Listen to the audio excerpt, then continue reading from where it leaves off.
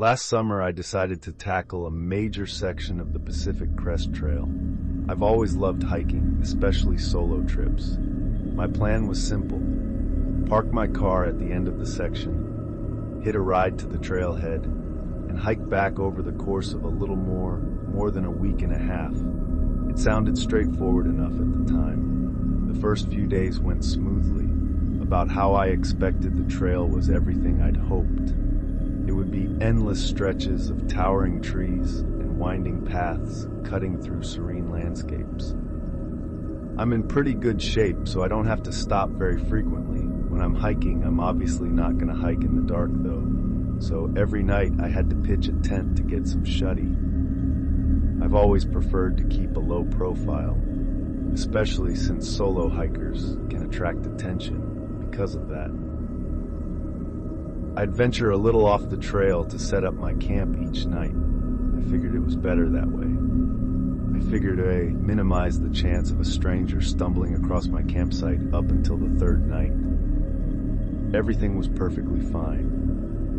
But what I'm about to tell you is the reason why I'm taking an extended break from hiking or any kind of wilderness exploration for that matter. I woke up in the middle of the night with this odd sense that something was wrong.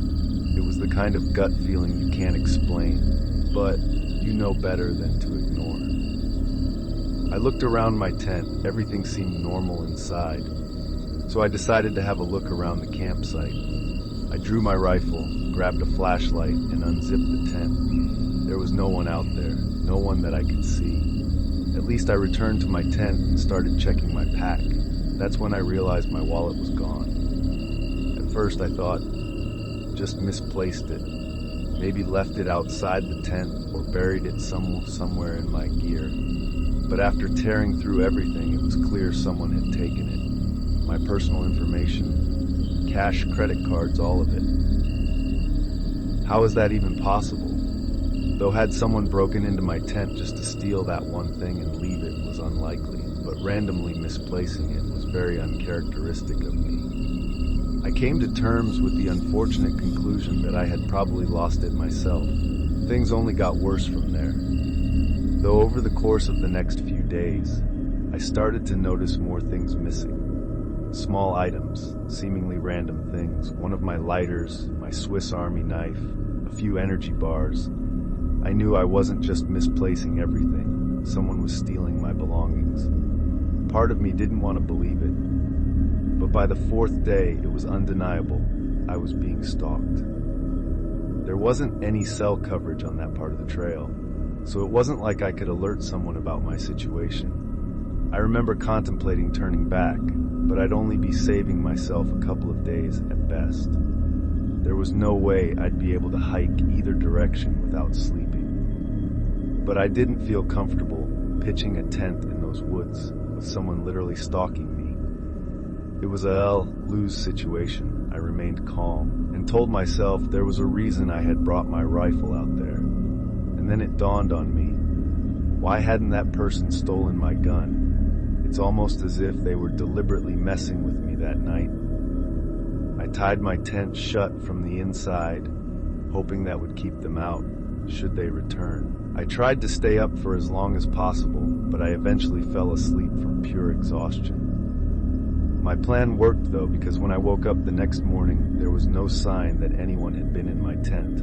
By then, the paranoia had set in fully, though the solitude was getting to my brain, and every second of hiking was agonizing. I don't have anxiety, nor have I ever had it. But let me tell you, I have never felt worse in my life than I did over the next few days. Just imagine being in my position. No options but to continue hiking despite knowing someone's lurking not far behind. The anxiety was perpetual and I was unraveling. I can't explain why or how, but my mind started playing tricks on me. A rustling in the bushes turned out to be nothing. A shadow flickering at the edge of my vision vanished. The moment I turned my head, the hallucinations got worse. I can remember most of them specifically, but the one that sticks out the most is this. As I was walking, I felt myself step into an ankle-deep puddle of water that almost caused me to trip.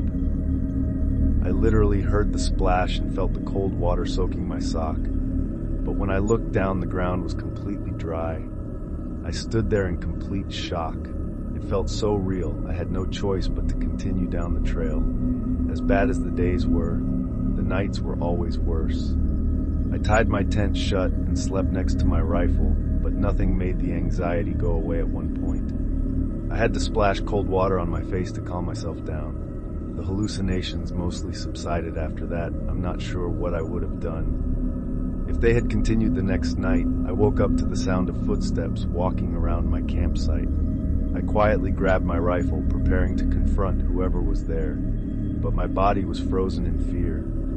Eventually, the footsteps faded into the woods, but there was no way in hell I was going to sleep after that.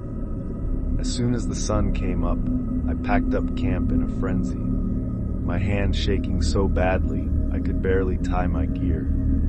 I couldn't stay out there another night. I was so close, probably a day and a quarter's hike away from my car, maybe less, if I moved quickly.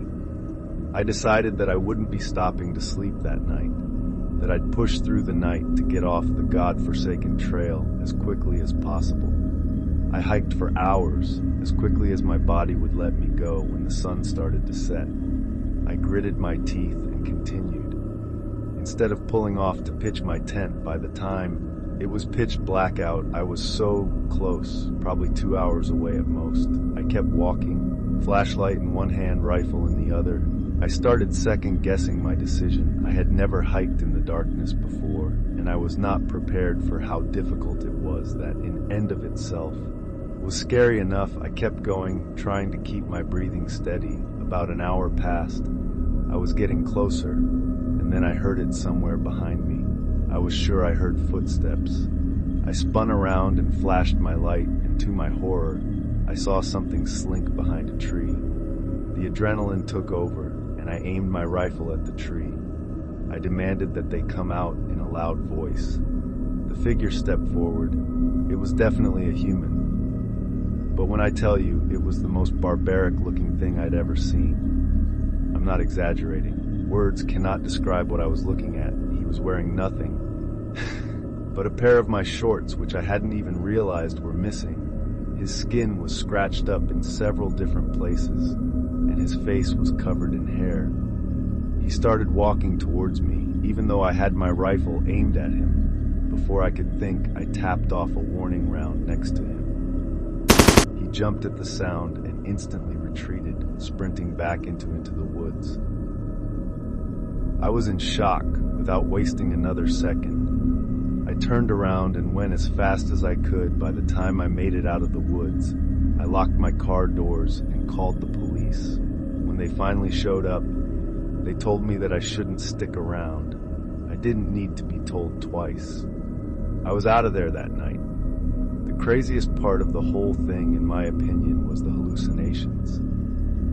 I didn't think such vivid hallucinations were even possible. It's going to be a long time before I go hiking again, and I can confidently say that when I do, I won't be alone. I would advise anyone planning on hiking the Pacific Crest Trail to be extremely cautious and carry a firearm. This experience is something I still think about often.